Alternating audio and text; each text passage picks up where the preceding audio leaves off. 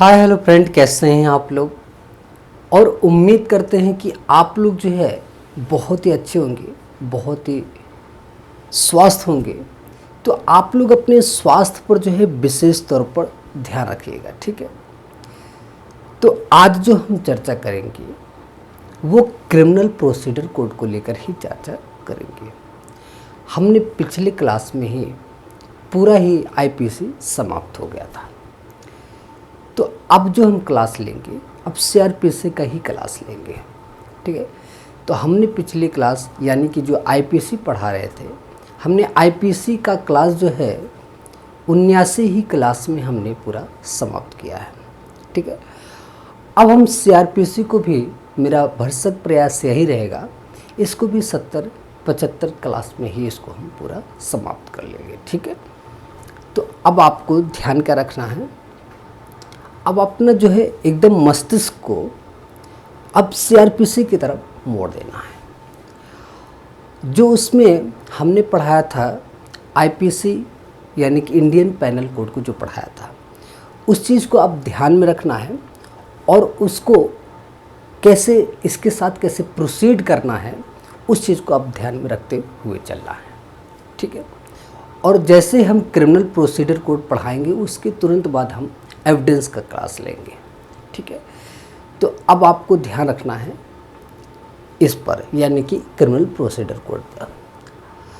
तो अब आज इस पर जो है चर्चा करने से पहले आपसे निवेदन है कि हमारे यूट्यूब चैनल एकिलॉजी सक्सेस पर जो है आप लोग जाकर लाइक शेयर एंड सब्सक्राइब करेगा और बेल आइकन की घंटी ज़रूर दबाइएगा, ठीक है, जिससे कि हम जिस भी चीज़ का क्लास लें तो उसका जो नोटिफिकेशन है उस सबसे पहले आप तक पहुंच जाए, ठीक है।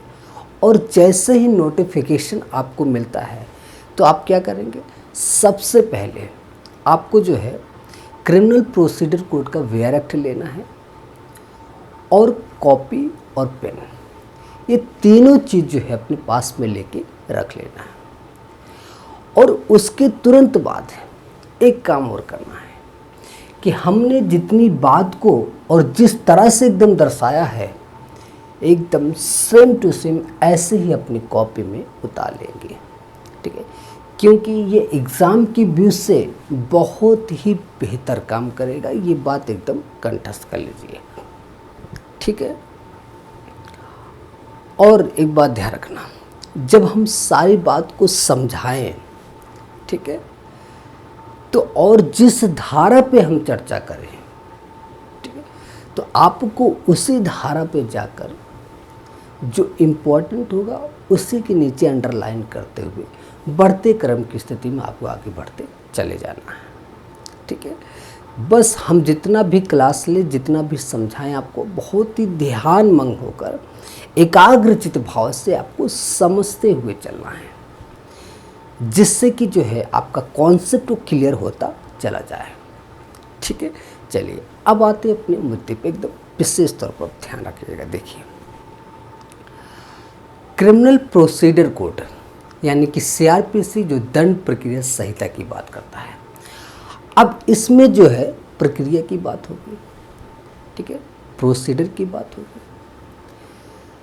तो जो क्रिमिनल प्रोसीजर कोड यानी कि दंड प्रक्रिया संहिता, ठीक है, अब आप ध्यान दीजिएगा इसमें जो इंटरप्रिटेशन, ठीक है, तो निर्वचन का सिद्धांत, तो इस चीज को आपको ध्यान रखना है इसमें। अब ध्यान क्या रखना है, जो निर्वचन की बात किया गया है, तो निर्वचन में आपको ध्यान रखना है कि जो सीआरपीसी है, जो क्रिमिनल प्रोसीजर कोड है, ये जो है 1973 में बना, ठीक है। तो 1973 में ये बना, तो अब आपको ध्यान क्या रखना है कि इसी वर्ष 1973 में, इसी वर्ष केस आया केशवानंद भारती वर्सेस केरल राज्य, इसी वर्ष केस आया ये। और फिर जब संशोधन हुआ तो 1978 में संशोधन हुआ, ठीक है।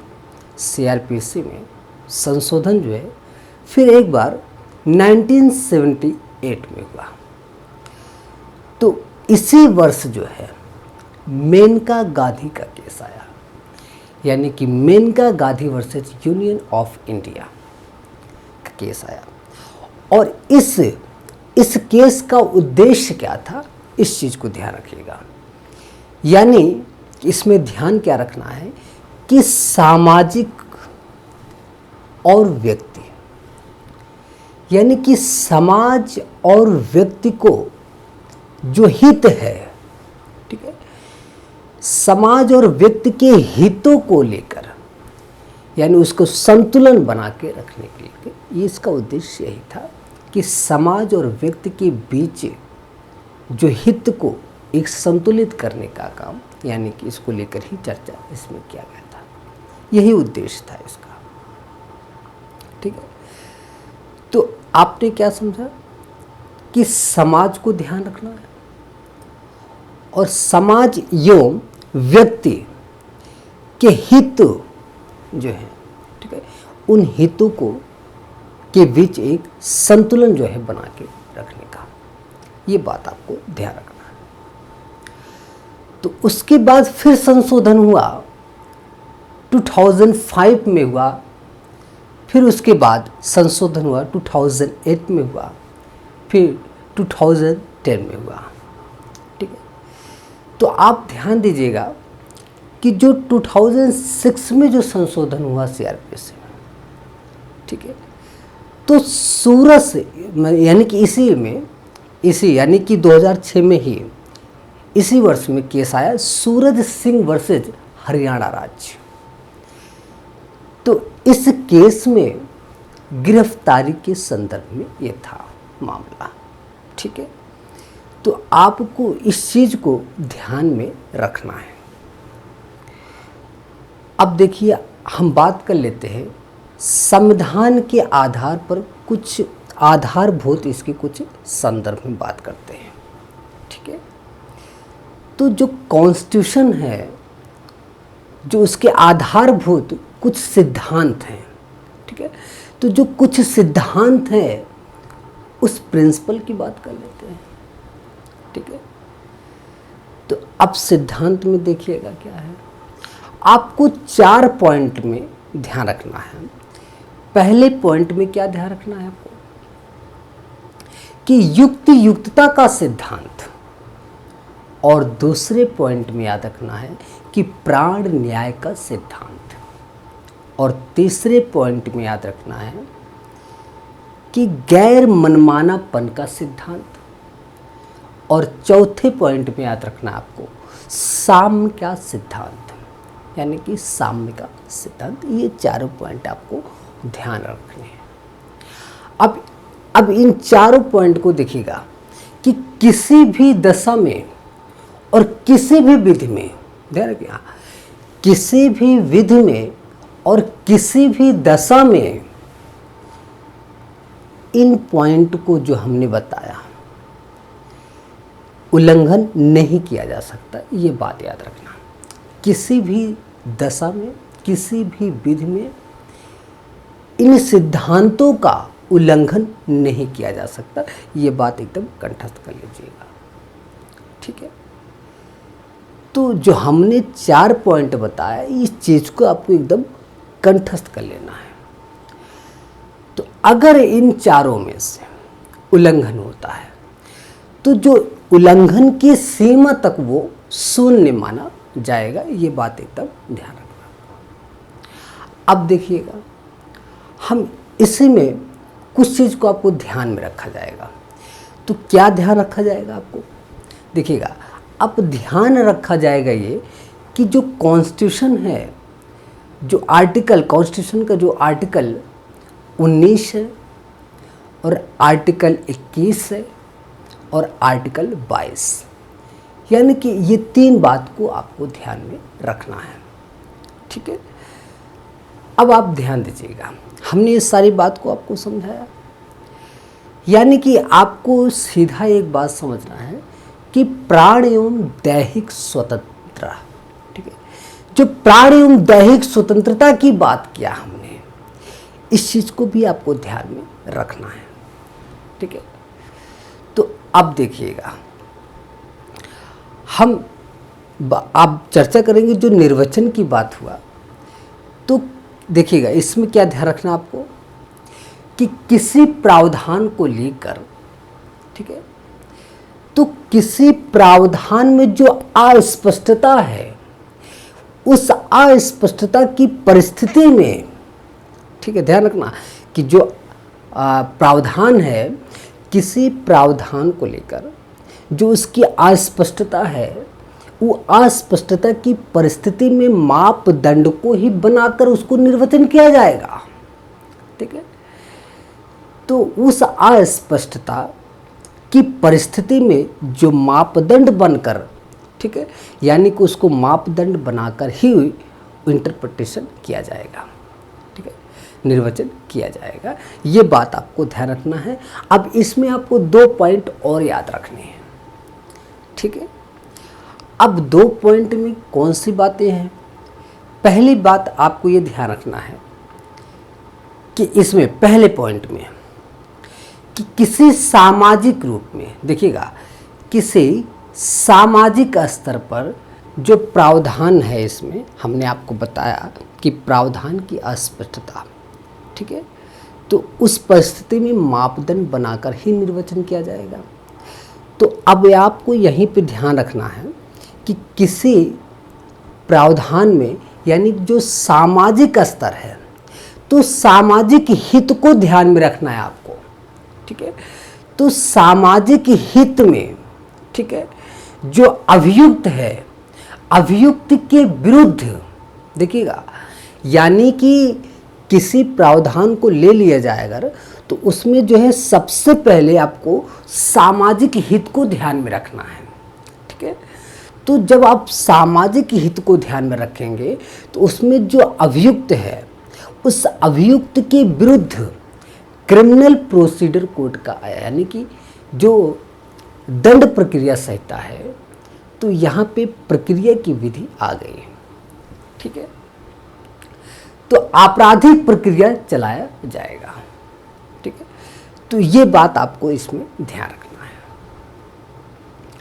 यानी कि एक समाज का हित को, यानी जो सामाजिक हित है, उस सामाजिक हित को ध्यान में रखकर, ध्यान रखिएगा, उस सामाजिक हित को ध्यान में रखकर, यानी कि जो अभियुक्त है, उस अभियुक्त के विरुद्ध, ठीक है, तो जब वो अभियुक्त के विरुद्ध जो है आपराधिक प्रक्रिया यहीं से चलाया जाएगा, ठीक है। तो एक और आपने ये ध्यान दिया। अब दूसरे पॉइंट में ध्यान क्या रखना है कि जब आप ये प्रक्रिया चलाएंगे तो दूसरी तरफ यही ध्यान रखना आपको कि उस अभियुक्त का, उस अभियुक्त के संरक्षण को भी ध्यान रखना है आपको। ध्यान रखिएगा कि अभियुक्त के संरक्षण की बात, यानी कि जो फंडामेंटल राइट है, ठीक है, तो उस फंडामेंटल राइट यानी कि उसको संरक्षण देना है, ठीक है। तो उसका उल्लंघन नहीं होना चाहिए फंडामेंटल राइट का, ठीक है। यानी कि हमने क्या बताया था कि जो कॉन्स्टिट्यूशन है, उस कॉन्स्टिट्यूशन का जो आर्टिकल 19 की चर्चा किया, 21 की चर्चा किया और 22 की चर्चा किया। तो आपको फंडामेंटल राइट को ध्यान में रखकर ही वो आपराधिक प्रक्रिया चलाया जाएगा। ये बात इसमें आपको ध्यान रखना है, ठीक है। तो ये इन सारी चीज़ को आपको अपने दिमाग में एकदम कंठस्थ कर लेना है, ठीक है। तो हमें जहाँ तक उम्मीद है कि ये सारी बात आपको समझ में आ चुका होगा।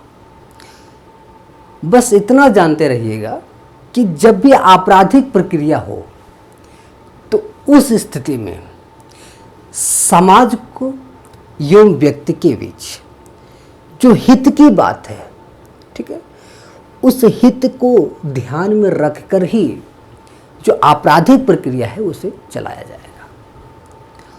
और अभियुक्त के विरुद्ध, ठीक है। तो आपको यहाँ पे जो फंडामेंटल राइट है उसको ध्यान में रखना है, ठीक है। तो इस चीज़ को आपको इस आधार पर इस प्रक्रिया को चलाया जाता है, इस चीज़ को ध्यान में रखा जाता है, ठीक है। तो हमें जहाँ तक उम्मीद है ये सारी बात आपको समझ में आ चुका है। तो हम इसको यहीं पे विराम करते हैं और फिर मिलेंगे अब हम नेक्स्ट टॉपिक पे, ठीक है। तो इसी के साथ जो है हम जाते जाते आपसे यही निवेदन करेंगे, तो आप लोग जो है लाइक शेयर एंड सब्सक्राइब करेगा और बेल आइकन की घंटी ज़रूर दबाइएगा, ठीक है। अब आप लगातार आप क्लास में जुड़े रहिए। जल्द से जल्द हम अच्छी तरीके से पढ़ा के पूरा CRPC हम समाप्त करेंगे, फिर एविडेंस की बात हम करेंगे, ठीक है। इसी के साथ चलते हैं। जय हिंद, जय भारत।